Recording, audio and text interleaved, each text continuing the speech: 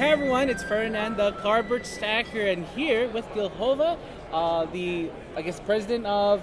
I say I'm the owner and litter box cleaner. Yep, of formal Ferret Ferret, who publishes the Networks, Word C, right? Bad Medicine. Yep, those are my three And now games with right your new game, High Rise. Yep. Yes. So please tell me about it. So High Rise, and this is the cover over here, or at least a draft of the cover. We're changing the logo. Yeah. This is a game of construction and corruption for 1 to 4 players. The idea is you're building these skyscrapers in the city, and this board that we have set up, I know you probably can't see it well at home, but this is about 2/3 of the board. There's going to be another part here, another part here. It's just these tables are really small. Yeah. So I just put out a bit of the board just as a for instance. But the board is a time track, a one-way track. And on your turn, you're going to move your piece as far as you can on the track, and you get whatever the board tells you. Okay, so you get whatever it says. The way that works is you do your thing, and then whoever is furthest behind on the track, it's going to be their turn to go next. So if you've played games like Glenmore or Takedo, you know the general idea. Yeah. So this is a riff off of that, but there's some interesting differences in that if you make a big jump, you could get one of these bonus tiles if you're the first to pass it. And these give you extra powers or extra resources. So the game incentivizes you to make big jumps as well as small jumps. And in fact, I disincentivize those small jumps. There are these spots on the board that are linked together. I don't know if you can see it that well, but spots on the board are linked together, and you can only do one action when you land in that zone, like one of the 3 actions. And then once you do it, you've got to get out of that zone on your next turn. Other people can go in that zone, but you can only do one of those actions. So if everybody passes you, you can't just go dink, dink, dink. You've got to make a choice of what to do, and then you can move forward. Okay. So that's a little bit of a difference there. So a lot of these, sorry? Oh yeah, I was going to point out if you want to go to the buildings right over here. Oh yeah. So you've got these building resources. There's going to be these blueprint cards. I've got them in the box over here. So the blueprint cards tell you what colors you need to construct buildings, and if you have if you match a blueprint that requires 4 resources, you get a 4-story building, and that's going to go somewhere on the board. Now it's going to be linked to one of these tenants, and a tenant gives you a power.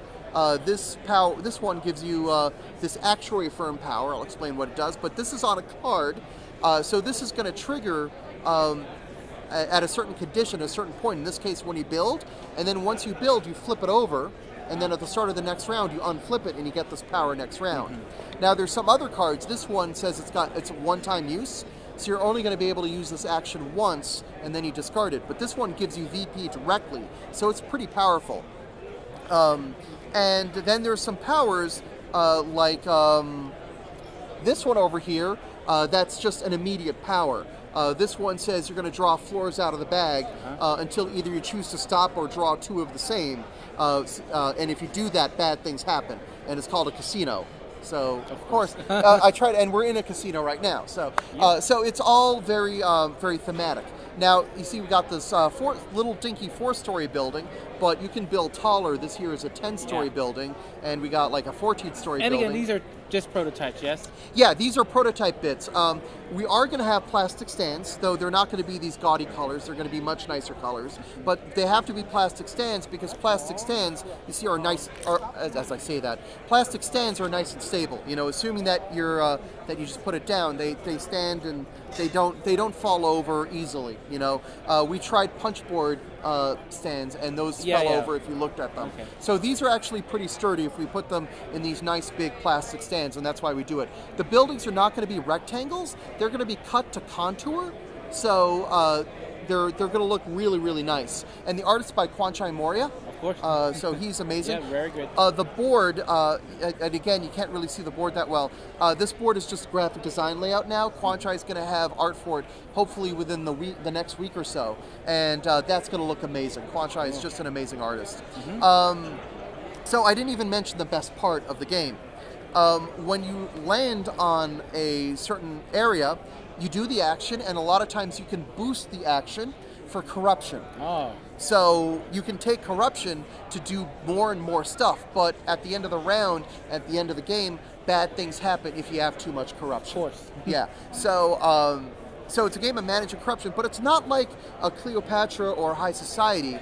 You can have most corruption and still win. So a high corruption strategy is not out of the question. It's all about being successful. Yeah, it's just doing what it takes. So a lot of it is watching what your opponents are doing. Like if they're all taking corruption, it's probably safe to take corruption as well, as long as you're in the lead, you know? But if you're behind, it may not be a bad idea to try to slink in underneath, because what you can do a lot of times is the other players are getting a lot of points and taking a lot of corruption, then they lose a lot of points at the end of the game. You don't lose a lot of points, and sometimes you can get like a building or two worth out of just the corruption difference at the end of the game. So it's a really interesting game. There's many ways to win, many paths to victory. And I think that's one of the reasons why the game's been playing so well. Everybody who plays it really, really likes it. So it's on Kickstarter right now, and hoping that we'll fund. We hit 50% in our first week, and we have 2 more weeks to go. Okay. So we're doing pretty well. We're in the slow part of the campaign. Obviously, this is just we're in the lull. So we're just hoping for a good finish. Yeah, right? trying to survive the lull so we can have a big finish. And it plays from 1 to 4 players. 1 to 4 players. So you have a solo mode in there. Yes, there is a solo mode, and it's really good. And about the time to play in. So there is a standard mode of the game that takes about 100 minutes, and that's usually with rules explanation. So once you know the game, it's going to be under 90 minutes. Okay. Great. But with rules explanation, it's a little bit longer.